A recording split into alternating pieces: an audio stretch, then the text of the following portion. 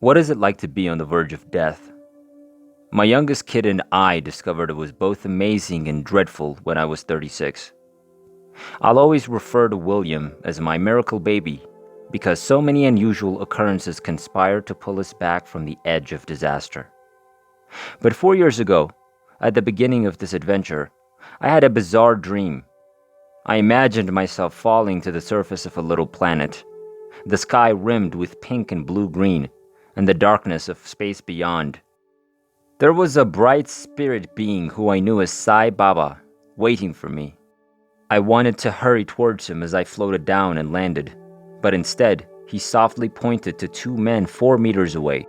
I noticed two small boys, one a half head taller than the other, standing extremely close together. I realized right away that I was being shown two future children. No, please, no more children, I exclaimed impulsively. My situation could not have been worse. I was on my own, with 7 children. 5 of them were under the age of 4.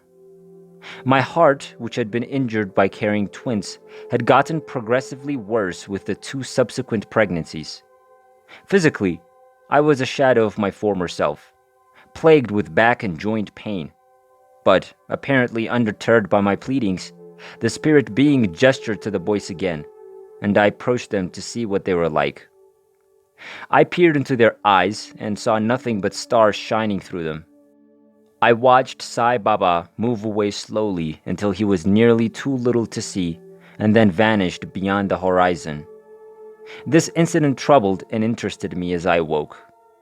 4 years later, I was married, 35 weeks pregnant with my 9th child, and yep, I had already given birth to Max, the first son from the dream. My husband had stated that he preferred a daughter both times I became pregnant. I had advised him not to get too excited since I thought we'd see the 2 tiny boys from that vivid dream. A series of unusual incidents occurred just prior to the birth of William, the 9th child. Heart difficulties had become an urgent issue, and compression in my spine had caused muscle atrophy in one leg, making walking difficult. I had awoken that morning worried and filled with dread. "You must get to the hospital," said a voice to me early in the morning. What was the source of this voice? Was it my own intuition or someone else's? I had no idea, yet it sounded so urgent that I felt compelled to act. The baby wasn't due for another 5 weeks, so how could he be admitted to the hospital, which was an hour away? I had no compelling reason to leave. I was struck with a sense of urgency, and after some consideration, I decided that when I arrived at the hospital, I would seek assistance for the pain and trouble I was having walking. So I did just that, and I insisted on being admitted for tests by a hesitant doctor. When the physicians asked what symptoms I was having, I replied, "Just write down, clapped out ewe, Brit or Australian, worn out sheep. That sums it up, I think." They laughed and scheduled tests for later that day. I had a hemorrhage within an hour of being admitted. So that's why I had to come in, I thought later that day as I sat eating lunch, feeling more at ease. There were no signs of other issues or premature labor. The problem was solved. After all, I didn't have to birth the baby for another 5 weeks, so I had plenty of time. However, as I gazed out the big plate glass windows at the sky outside, hundreds of small stars began to come towards me at breakneck speed. It seemed just like I was sitting in the cockpit of the Starship Enterprise, speeding through space. Just a nasty, dizzy spell, I reasoned, as I limped straight to my bed to rest. By this point, I was suffering for breath. Not unusual, as it happens with most activity these days, but my peripheral vision appeared to be closing down as well. What was it? Dark clouds were forming across my vision.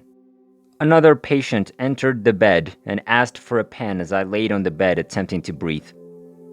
"Are you sure you don't have one?" she persisted, as I shook my head and exclaimed, No, not right now." She walked away, uncaring, but I was afraid I'd lose consciousness shortly. I desperately hit the doorbell for a nurse to come. No response. The bell had gone dead. With great effort, and now with very little sight left, I finally muttered to the patients in the adjacent bed, "Please call a nurse." One came in leisurely and inquired, "What appears to be the trouble?" "Can't breathe. Can't see," I exclaimed. She had the appearance of a grayish blob encircled by shifting clouds. "I had that last weekend," she said disinterestedly. "You most likely have a middle ear infection." This casual diagnosis astounded me. The situation was becoming increasingly comical. So many unexplainable delays, and I would have laughed aloud if I could. Here I was, battling to stay awake and breathing, and evidently, it was all just so uninteresting. I attempted to tell the nurse that my ears were all right. She then stretched out and took my pulse almost unconsciously. Then, full of drama, she placed her hand against mine and said, "Don't go anywhere. Wait here," and rushed into the corridor looking for help, as, apparently, my pulse was over 200 and too fast to record. It's almost comical that she should beg me to wait. I felt like a beached whale, drowning in the air, and sure, not going anywhere. At the very moment the nurse hurried into the corridor, a heart specialist, who reportedly never walked those halls, arrived in front of her, and she literally collided with him.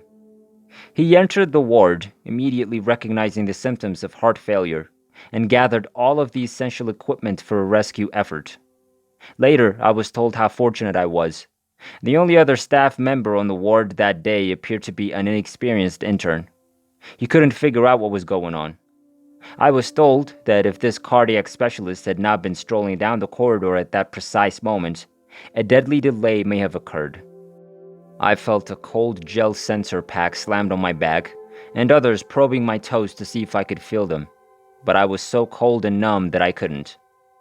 I began to fall away and could only barely hear them now. I ended up floating down a long tube. I looked around and noticed a soft and hypnotic light at the end. I wanted to rush towards it, but it was difficult to get forward, and I could only do so by forcing myself forward, half swimming and half walking. Then I heard a distant weak voice say, "Sinus rhythm collapsing. We're losing her." But I was entirely uninterested. I had no idea who they were talking about and was irritated by the interruption. Now all I could see was the magnificent shining light at the end of the tunnel, which appeared to promise endless warmth and affection.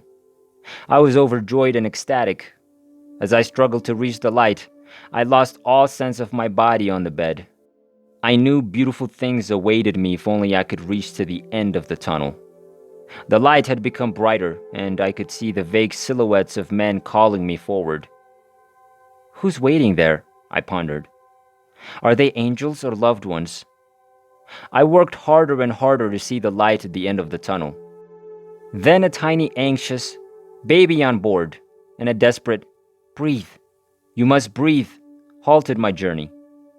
Apparently, a nurse was shrieking in my ear. This piqued my interest.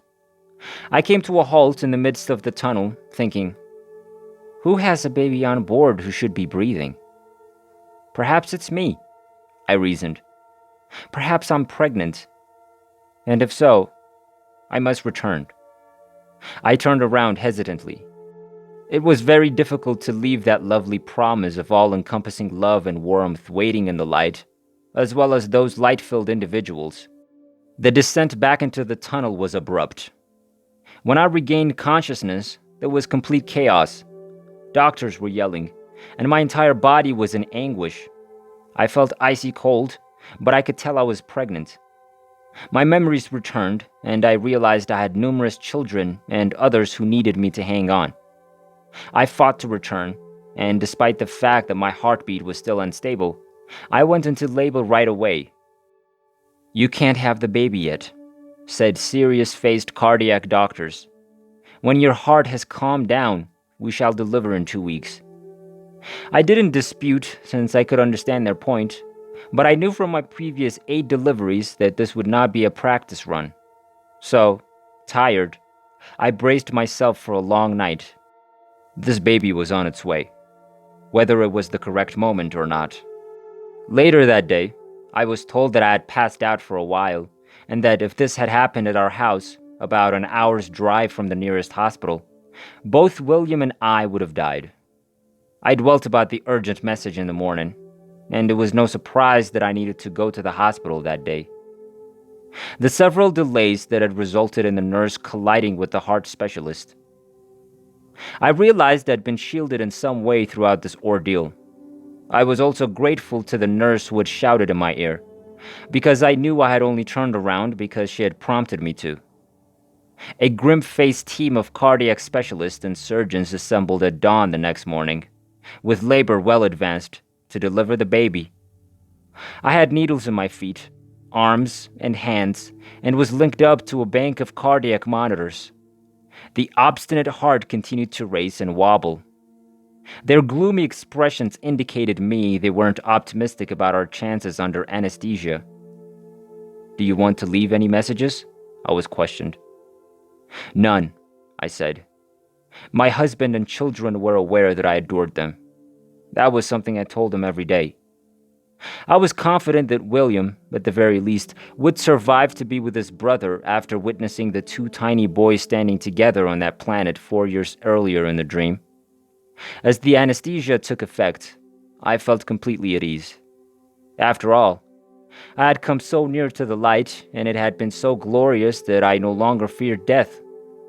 William was delivered with relatively minor complications, and he appears to have been unhurt by his prenatal journey on the Star Trek ship